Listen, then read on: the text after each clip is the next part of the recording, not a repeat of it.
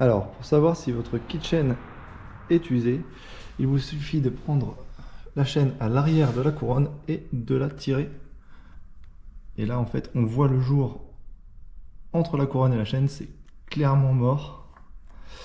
Et autre chose, pour voir si la chaîne est morte, on peut voir comme ici des points durs, des zones où, là on en voit un beau aussi, où la chaîne ne reprend pas sa forme exacte en fait. Donc ça, c'est signe d'une chaîne qui est HS. Alors aujourd'hui, on va s'attaquer au kitchen de cette moto. Magnifique Daytona. Pour commencer, il va falloir enlever le cache du pignon de sortie de boîte qui se trouve ici. Alors sur la mienne, il va falloir que j'enlève la biellette de changement de direction pour pouvoir accéder au cache et le retirer proprement.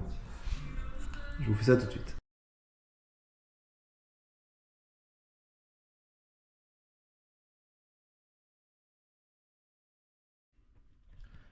Le cache est bien sorti, voilà comment ça se présente une fois le cache retiré.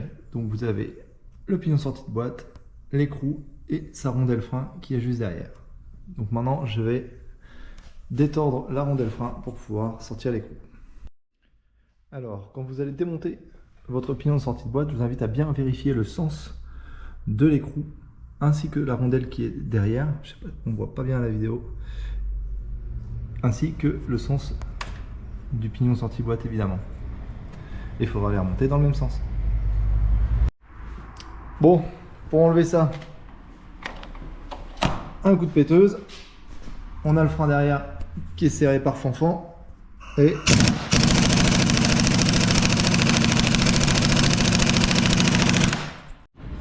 hop, une fois desserré, on retire l'écrou. Donc de ce côté, il y a une gorge. Et la rondelle.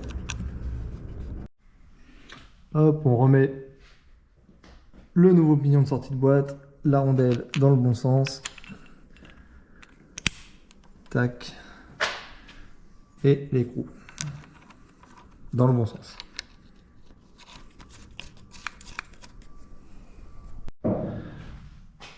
Donc là, on a remis le nouvel écrou, le nouveau pignon sorti de boîte. Il restera à le serrer au couple une fois qu'on aura tout remis en place. Et donc là, on va s'occuper de la couronne. Donc, on va enlever tout ça. Donc, je ne l'ai pas précisé, mais pour le pignon de sortie de boîte, c'est les écritures vers nous. Et c'est pareil pour la couronne. On l'installe avec les écritures vers nous. Là, si vous avez un jeu comme ça, il faut plaquer dans le sens de la rotation. Et après, serrage au couple des 6 écrous en étoile. Alors pour le serrage au couple, avec les lignes que vous aurez réglées, on la tient bien au bout et on tourne jusqu'à ce que ça claque.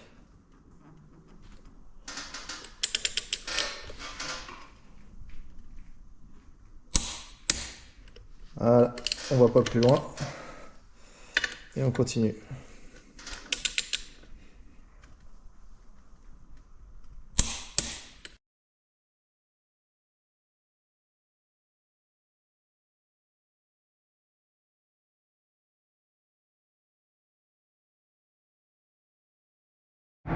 Donc là on a remis la roue en place, il ne restera plus que la chaîne à changer. Donc on va la dérifter, passer la prochaine. Donc là on va poncer la tête de vis d'un des maillons pour pouvoir l'extraire.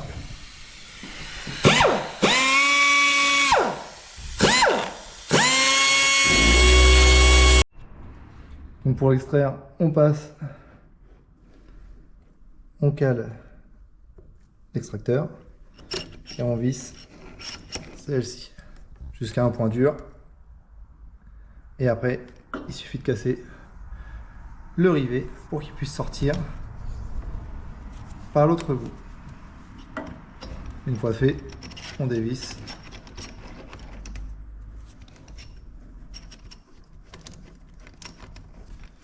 Et on va avoir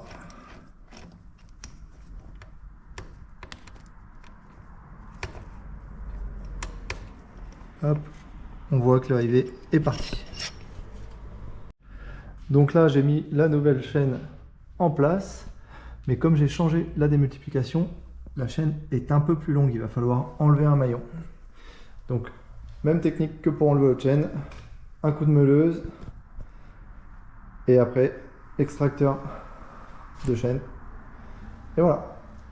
Et je reviens pour la pose de l'attache. Hop, donc j'ai pris deux petits joints qui étaient là-dedans pour les mettre sur la chaîne. J'ai pris la graisse qui est ici et j'ai enduit mon attache. Et j'ai maintenant la présenter dans la chaîne avant de remettre les deux autres joints de l'autre côté et la plaquette. Donc voilà, on en est là. J'ai remis les deux petits joints de ce côté aussi. Et là, je mets l'attache rapide avant de sertir. Alors pour sertir sur mon outil, je prépare l'enclume avec la forme de chaîne, côté bas. Et côté haut, je vais mettre cette enclume-ci. Ça va me permettre de serrer le maillon. Et après, on viendra casser les rivets. Voilà, une fois en place, notre attache fait la même épaisseur que les autres. Il ne faut pas trop la serrer pour ne pas écraser les joints. Il faut quand même la serrer pour qu'elle reste bien en place. Voilà, il faut vraiment vérifier qu'elle soit de la même taille que les autres. Pas plus, pas moins. Et maintenant, je vais changer les outils de les enclumes de mon extracteur pour pouvoir casser les têtes de rivets correctement. Donc pour sertir les rivets de la chaîne, on va utiliser cet embout ici qu'on mettra côté vis. De l'autre côté, on garde l'embout qui ressemble à une chaîne. Pour sertir, même procédure, je passe mon outil. Je viens mettre la bille contre la tête de rivet et je serre en appuyant là, enfin en croisant les deux. Il n'y a pas besoin de faire beaucoup, un bon quart de tour, ça suffit à écraser la tête du rivet qui ressemble à ça après. Je vous montrerai une fois que ça sera fini. Voilà à quoi ça ressemble une fois serti. En fait, les têtes sont un tout petit peu écrasées et ça empêchera la chaîne de bouger. C'est parfait.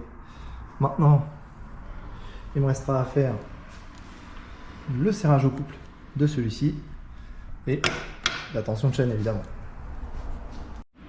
Pour la tension de chaîne, je prends la règle, je me mets dessous et entre le point bas et le point haut, il doit y avoir 3 cm.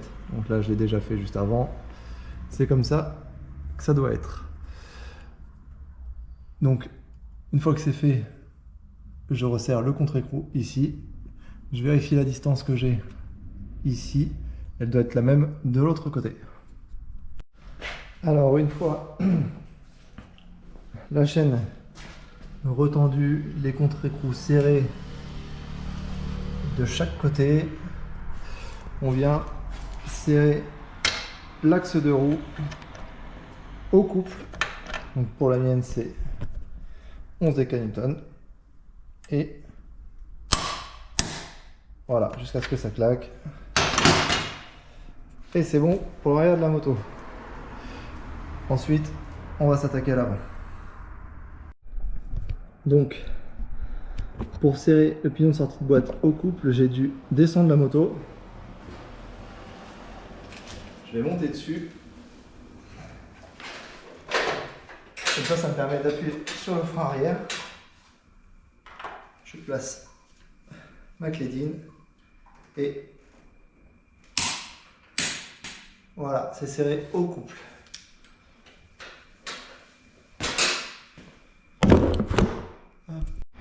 Donc là, j'ai remonté la moto pour pouvoir travailler à hauteur. L'écrou est serré au couple. Il va falloir rabattre un petit peu la rondelle pour pouvoir freiner l'écrou afin qu'il ne puisse pas se dévisser. Donc je fais ça et après on remonte le cache du pignon de sortie de boîte et la tringlerie de passage de vitesse ainsi que le repose-pied et on aura fini. Voilà à quoi ça doit ressembler la rondelle une fois qu'elle est repliée, elle empêchera l'écrou de tourner quoi qu'il arrive. Et voilà, tout est remonté. La tension de chaîne est bonne. Un beau kit de chaîne tout neuf. Et c'est parti. Allez, bonne route à tous.